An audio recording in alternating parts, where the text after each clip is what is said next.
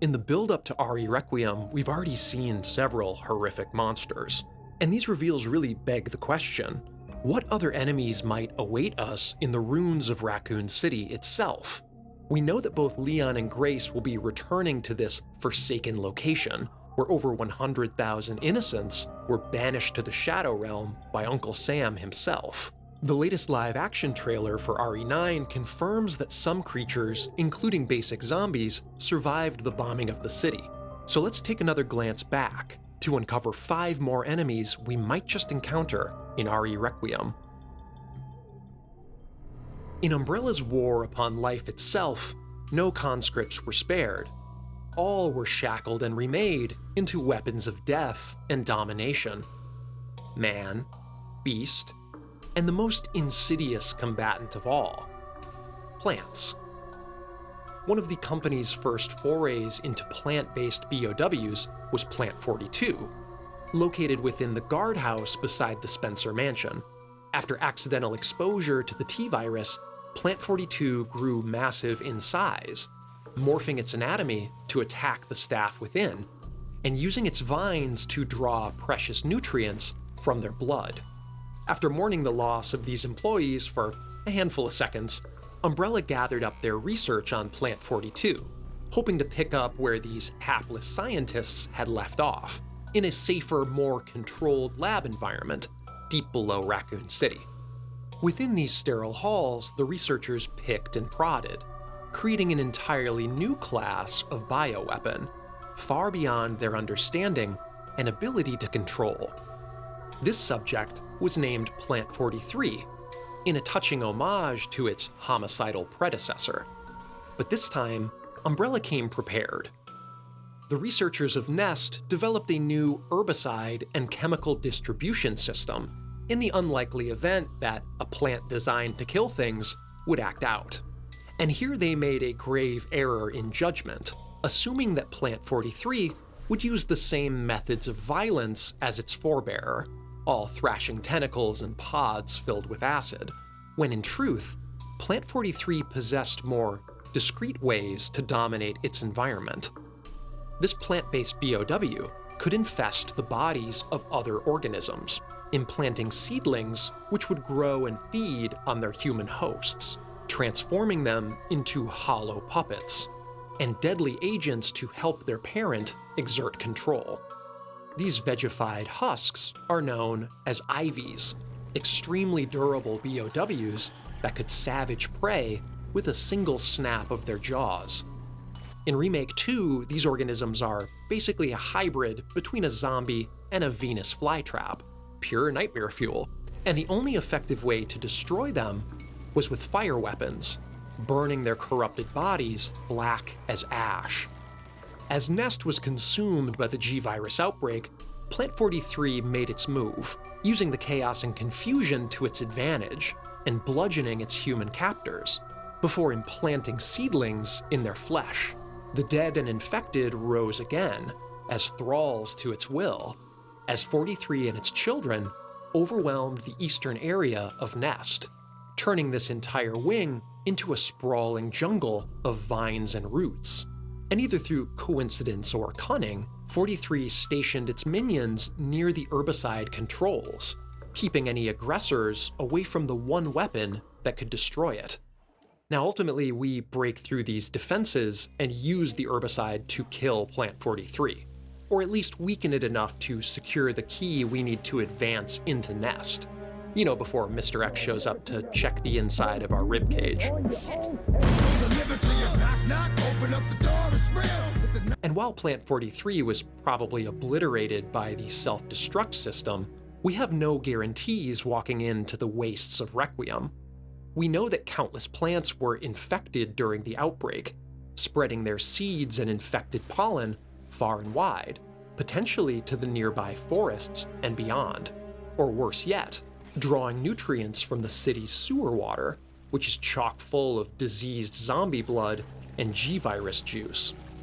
That cannot taste good. You can imagine what kind of unholy flora the T and G-Virus could create together, spreading its insidious roots just below the blighted surface. Hell, maybe it's a green herb mimic. I'd fall for it.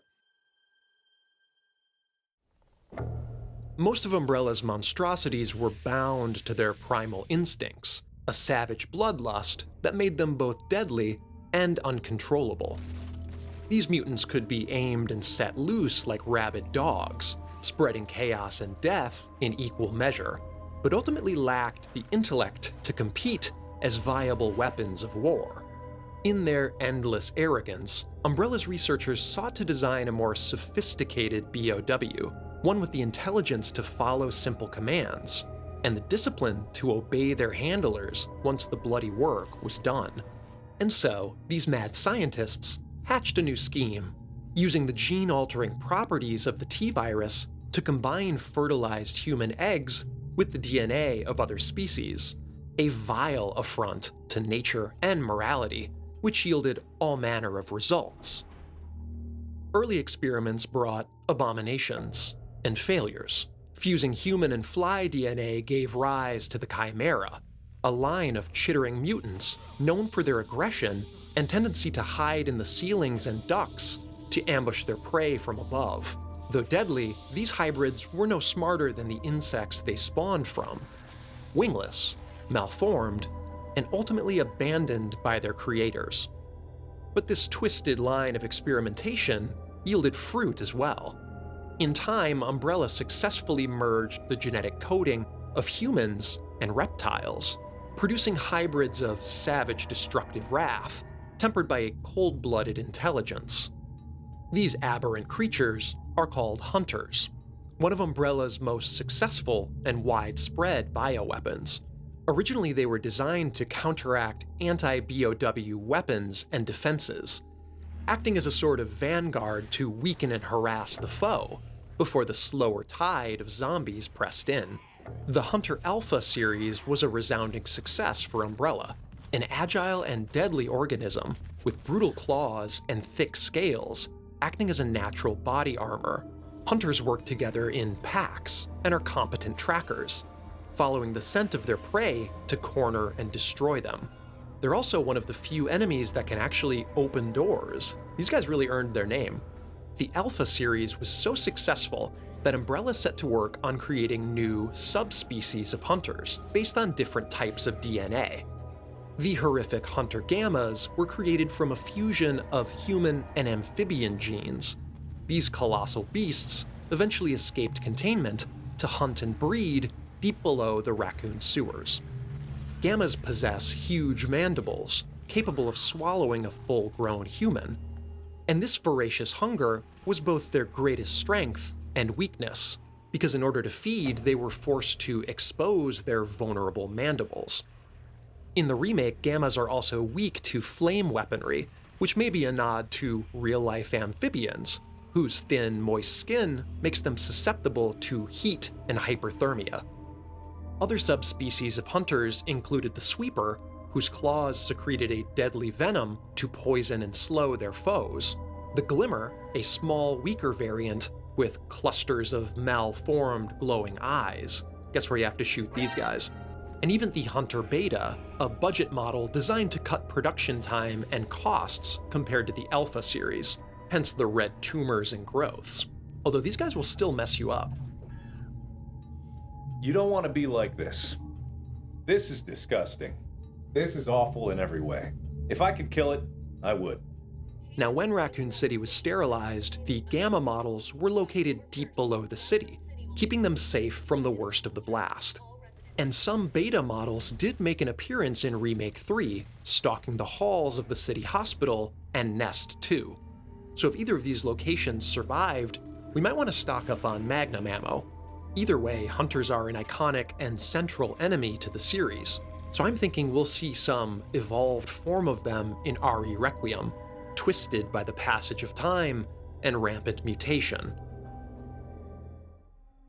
Every element of the Raccoon City outbreak ties back to the T-virus, the destructive pathogen that birthed most of Umbrella's creations, and might be afflicting our heroes to this day. 6 survivors to Raccoon City, all dead from the same thing. But to fully understand its impact in Requiem, we have to explore the nature of the virus itself. The T-Virus was first created by Dr. James Marcus, one of the 3 original founders of Umbrella. This was achieved by combining the original progenitor virus with the genetic material of leeches, a primal creature with natural affinity to the disease. In our world, leeches symbolize exploitation and greed, feeding on the blood of their hosts in an act of insatiable desire. And so they're kind of a perfect organism to represent Umbrella, an organization that preyed on the innocent in pursuit of power and position. And this brings us back to our friend James. No, not him. James Marcus is interesting because you can trace a line from him to most of the other villains in the series. In his time leading the training facility, he took on a few protégés, including Albert Wesker, William Birkin, and even Brandon Bailey, the evil executive behind the crime syndicate known as the Connections, and the mold bioweapons from RE7. So in a weird way, we have Marcus to thank for Evelyn. And so he's just as central to this story as his co-founder Oswald Spencer, who tends to get more of the limelight. In the end, Marcus was betrayed and destroyed by the very students he confided in, but his dark legacy would live on in the murky hearts of his many children. Before his death, Marcus used the T-Virus to create a new type of leech organism, creatures that possessed incredible intelligence and destructive ability.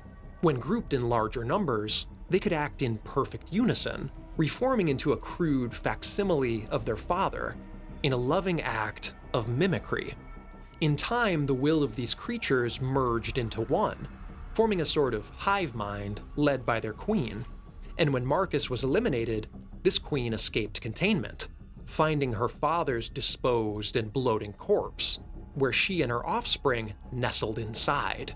Somehow, they managed to absorb his thoughts and memories, reshaping themselves into a younger, perfect imitation of their creator. Say what you want about leech kids, they're very loyal. Now, eventually, Rebecca and Billy managed to confront and destroy this slithering monarch, using the power of daylight to wilt her away. But the Queen was just one example of the many mutated leeches preying on the people of Raccoon City. The Outbreak games introduced us to the Leech Man, a disgusting mass of T-infected leeches that could puppeteer their host, even as they consumed them. This monster would pass from one victim to the next, in an endless feeding frenzy. The only way to defeat the Leech Man was to lure it through the Raccoon Hospital using blood packs, or, your teammates, trapping him within the fixed temperature room to microwave him. Even further beneath the city, we encounter an entire nest of these wriggling horrors, secreting their fluids into the waterways to infect any organisms in sight. Another queen leech emerges from their ruined breeding grounds, forcing us to confront and destroy her before we can escape. Now, I don't think we're going to see a return of the mimicry Marcus in his Final Fantasy robes, but regardless, James Marcus and his blood-sucking descendants are central to the nature of the T-Virus, the Raccoon City outbreak, and Umbrella itself, all topics that Requiem seems to be exploring. We know that T-infected leeches were swarming the city sewers, nesting and breeding safely below the surface before the bomb fell. And if Leon or other characters are infected by a new strain of T-Virus, these slithering creatures may just hold the key to understanding and curing it, the latest chapter in the story echoing its repulsive origins. The Raccoon City outbreak was a trial by fire for many characters in the series. Only the most courageous and resourceful managed to escape, tempering the innocent and naive into hardened survivors. But for some, this nightmare was just one more in a long list of impossible missions. And few embody that idea better than Hunk. Ah shit, this guy's so cool, but we don't even have his name. We'll do the other guy.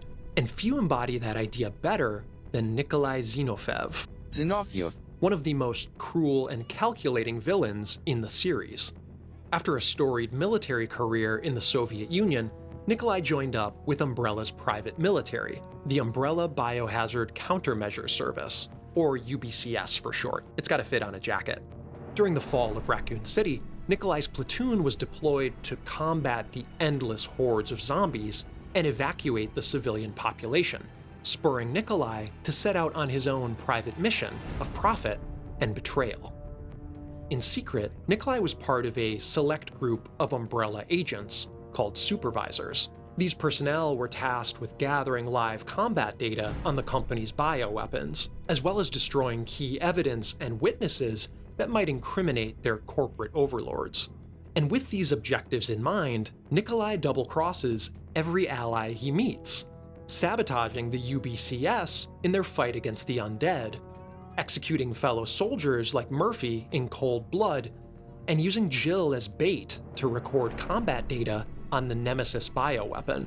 He also tracks down and assassinates Dr. Nathaniel Bard and nabs a sample of the T-virus vaccine, all in pursuit of a larger paycheck from his employers.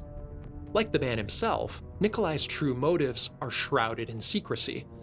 Remake 3 suggests he was hired by a rival organization to burn Umbrella down from the inside. But most of what he does in the game, like killing Dr. Bard and destroying the T-vaccine, kind of help Umbrella hide evidence of their crimes. So it's all a little unclear. He may even be playing both sides. Now, Remake 3's Nikolai fails in his mission to kill the remaining survivors and escape, left shot and wounded on a helipad as Jill and Carlos escape the city's destruction. This is actually a big pivot from his fate in the original RE3, where he either escapes by chopper or becomes a human chandelier.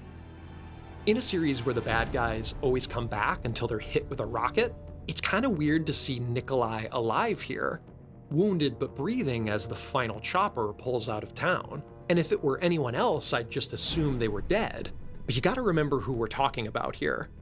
Nikolai is, first and foremost, a survivor, especially if you factor in the original RE3. He's been blown up in gas stations, ambushed by zombies, and blasted through windows, and somehow always walks it off. This is one of the coldest killers in the series, with executions that would make Agent 47 blush.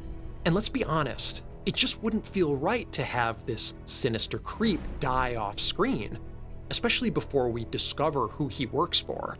It's possible that Nikolai reached the elevator of Nest 2, which is only a few yards away from the helipad, going deep underground to escape the worst of the blast. And when you factor in the corrupting influence of Umbrella's viruses, there's a really solid chance that he survived this huge explosion.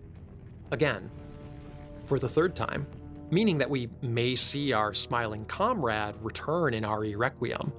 And if not, hey, at least we'll always have Hunk.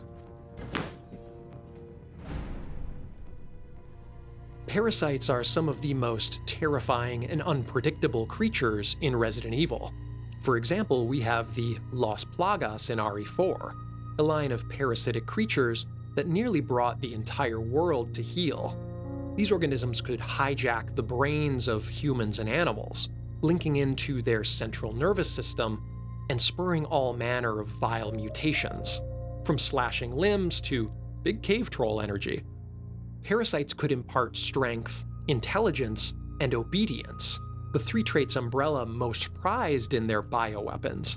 With the help of brilliant researchers like Luis Serra, Umbrella's European branch made great strides in developing parasitic BOWs, earning scorn and criticism from Nathaniel Bard and the American branch.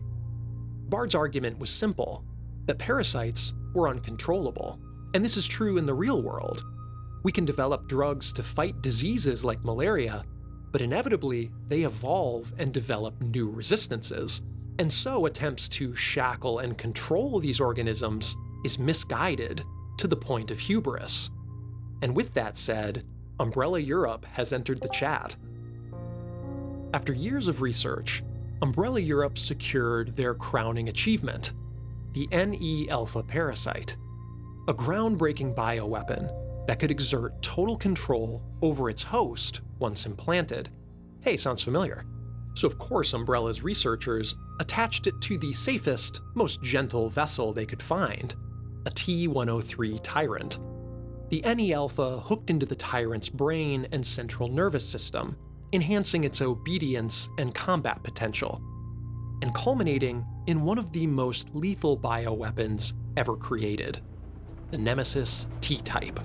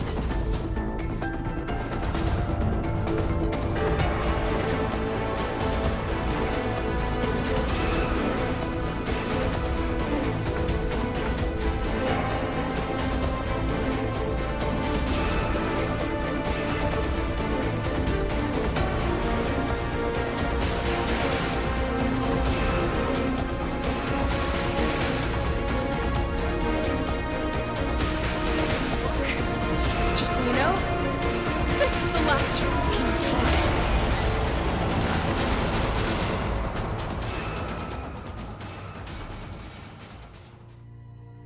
Thanks to its parasitic brain, the Nemesis possessed the intellect required to wield advanced weaponry, from flamethrowers to rocket launchers.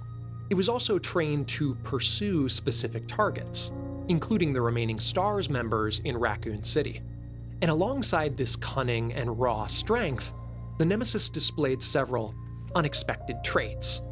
It had a sadistic tendency, playing with its prey before closing in for the kill.